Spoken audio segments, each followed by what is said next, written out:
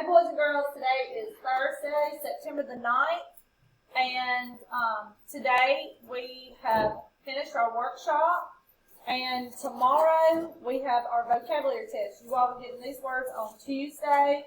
It's only 10 vocabulary. Everybody has a copy. There are 10 vocabulary words that your test is on. Notice that lava and magma are on both of these vocabulary lists. So, that's why up here it shows 12, but you only have 10 words. Make sure you study and you know these definitions. And yesterday we had a writing assignment on crystallization. And so, hopefully you have a very good understanding of what crystallization is. For those of you that were out yesterday, this is our writing that we did on crystallization. And it was a guided AEC writing, so you all were able to follow along with me. The next time we have the AEC writing, I'm not going to sit up here and do it for you. So this is your writing. Make sure when you do your AEC writing that you color code using these specific colors. Also, when you are citing your evidence, which is in the green, be sure that you put your quotation. You've got your comma before your quotation begins. All quotations begin with a capital letter. Okay, so today we're going to finish going over our notebooking that we've been doing this week. You got your PowerPoint that we've been doing in class on minerals. And so we're going to be going back and forth between the PowerPoint and your notebooking. So everybody should have their notebooking out. Our first PowerPoint was what is a mineral. We defined what a mineral is, and this is one of your vocabulary words as well, and defined the 5 characteristics of a mineral. So right here on your notebooking were the 5 characteristics of a mineral. So the 5 characteristics of a mineral that they are naturally occurring, inorganic, they're solid, they have a definite chemical composition and an orderly arrangement of atoms. Now remember when you're doing the notebooking checks, these orange words on this PowerPoint, now some PowerPoints we may use different colors, they're included. This is going to be one of the answers on your notebooking. So this sheet, this slide 2 does not have any orange, so this is just giving you some facts. That minerals versus rocks. There is a difference between rocks and minerals. Rocks contain more than 2 minerals, 2 or more minerals, and a mineral is only made of one substance. All right, here we have slide 3, how do minerals form? This is also one of your notebooking questions because you can see I have the orange writing in it. Minerals form in many environments. All minerals form through a process called crystallization. This is also a very good slide that we use that reviews over our writing we did yesterday. Our learning target is I can explain how minerals form. This answers our learning target right here, doesn't it? Minerals form from a process called crystallization. That's when particles are dissolved in a liquid or in a melt. They solidify and form crystals. A mineral crystal can occur in hot or in cool solutions. All right, your notebooking, that was slide 3. So this answer for our second question came from slide 3. So I want you all to put the number of the slide that we found this answer on. All right, and it's just telling you that crystallization can occur in hot or in cool solutions. Okay, as we just said in the previous slide, that minerals form from hot and cool solutions, or hot or a cool solution. So here is a mineral that is formed in a cool solution. It says here, water from rain or melted snow seeps into the ground or flows over Earth's surface. Now, when it rains and the water runs down the hill, some of that rain is going to run off into a creek or a stream, but some of it's going to soak into the ground. And that rain or melted snow would be a cool solution. The water interacts with the dissolved minerals in the rocks and the soil. The water dissolves the minerals that it also picks up elements like potassium, calcium, and iron while it's floating. Water can only hold a certain amount of dissolved solids. During dry conditions, water is going to evaporate. The solids are going to crystallize out of the water and form minerals. I believe I told y'all this. If you make a cup of salt water, put a good bit of salt in some water, and let's do cool water, not hot water, but put some salt and some water. Don't put too much water. And you set it out for a few days, what's going to happen to that water? It's going to evaporate. So that's what it means. The water is going to evaporate because it's in a dry condition. It's going to evaporate, but those salt crystals are going to stay in that cup. And they're going to crystallize and form minerals. So if you were to stick something in that salt water, like put a fork or a straw or a spoon in that salt water, that salt's going to crystallize, but also those crystals are going to start growing up. And that's something I want us to set up in the classroom to make that an ongoing investigation. All right, look at your notebooking. This answer comes from slide 4. So I'm going to put a number 4 beside it. But this is talking about mineral formation from cool solutions. Rain or melted snow flows over or seeps into the Earth's surface. Moving water picks up some elements which become dissolved. The water evaporates during dry conditions. Solids crystallize out of the solution and form minerals. All right, marine organisms, by saying marine, I'm talking about saltwater organisms, they also aid in crystallization. Remember, crystallization can occur in hot or in cold solutions. But the marine organisms can aid in crystallization. Sometimes mineral crystals crystallize from wet environments. For example, the seawater. The ocean, it can become saturated with the dissolved salts, and the seawater can't hold any more salt. There's too much salt in there. It's saturated.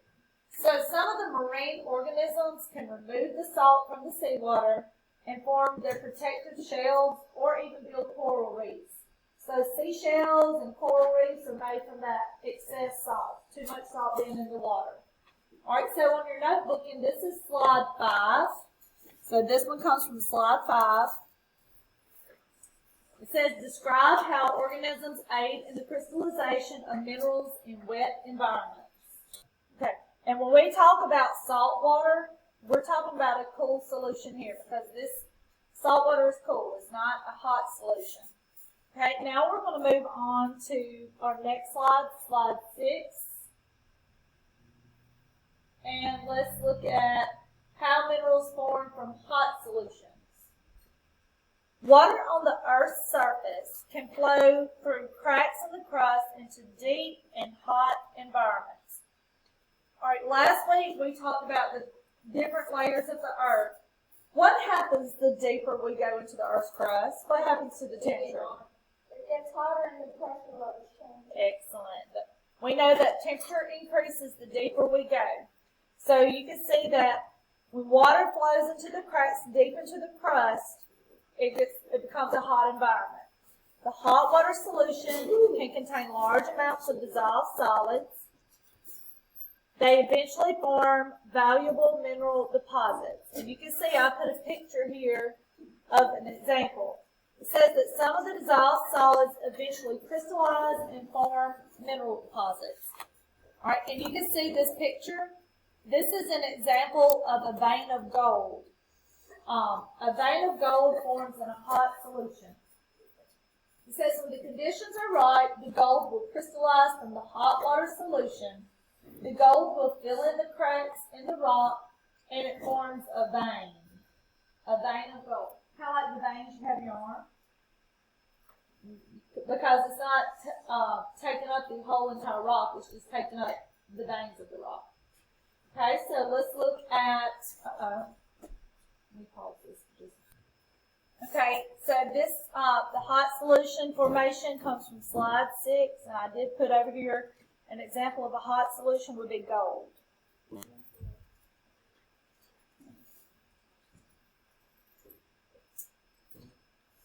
Okay, here the processes of mineral formation from magma.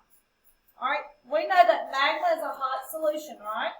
Because it's melted rock underneath the ground. As a volcano erupts, it produces molten rock.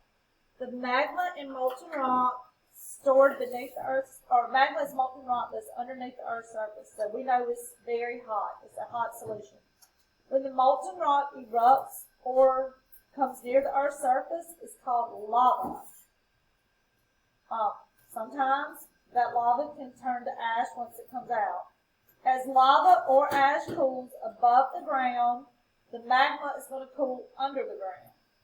Atoms and ions arrange themselves and form mineral crystals. And this picture you see is an example of a mineral crystal. Okay? Crystals differ in size depending on their cooling rate. Alright, so you can see the picture at the left has really small crystals. It looks like glass, doesn't it?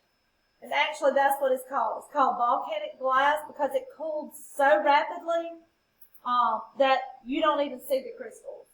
This one here also cooled rapidly, but it's got tiny crystals. Alright, when we look at the next picture, y'all see these are bigger crystals? They're bigger, so this shows that it cooled slowly. So up here, our orange writing, it says that smaller crystals cool in lava that cools quickly. Larger crystals cool whenever magma cools slowly. So be sure you fill in this cause and effect chart about how the crystals form.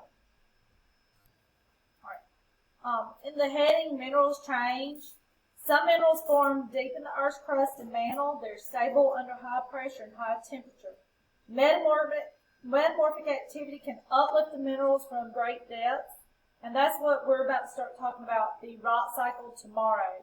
These minerals become unstable when they're exposed to the Earth's surface, and they can start breaking down through erosion and temperature change.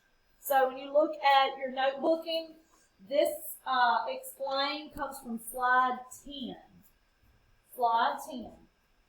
All right, our analyze it. This is when you are able to tell what you've learned. It says compare and contrast processes that form minerals quickly. Good gracious, that form minerals quickly with those that form minerals slowly over time.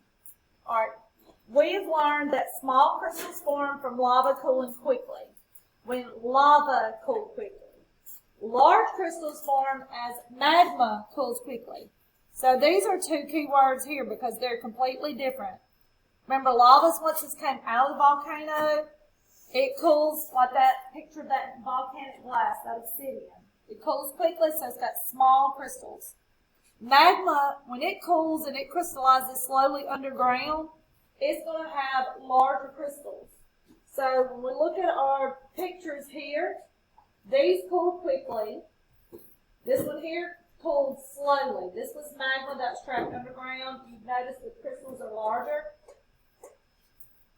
All right, let's just do a quick check right here. Which rock do you think cooled more quickly? Which one of these cooled the quickest? Basalt or andesite? Andesite. Okay, raise your hand if you think basalt. Raise your hand if you think andesite cooled the quickest. And the answer is,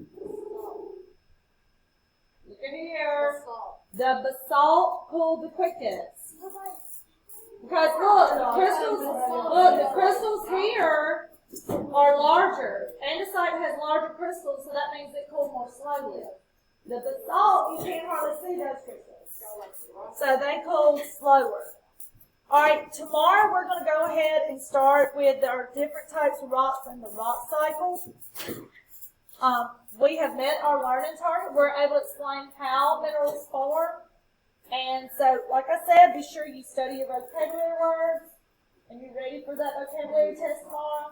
Be sure you've got your notebook completed because I'll be doing a homework check tomorrow.